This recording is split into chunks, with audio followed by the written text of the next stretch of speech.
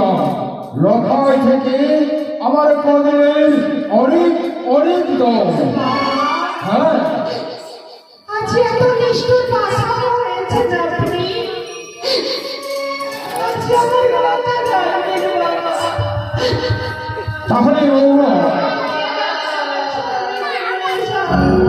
ঠিক আছে বৌমা, আমি তোমাকে কদমের গাছ দেব, কিন্তু কয়েকটা কথা বলছি বৌমা। বলুন না বাবা। এই কদমের গাছ দিলে তার মূল্য দিতে হবে না।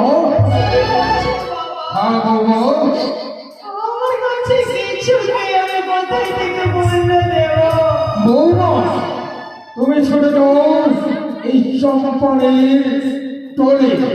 তুমি এই কলা গাছ নামার জন্য তুমি ভিক্ষে করে নিয়েছো বৌমা। তবে তবেই আমি দেবো তোমাকে কলার গাছ। অবশ্যই বাবা।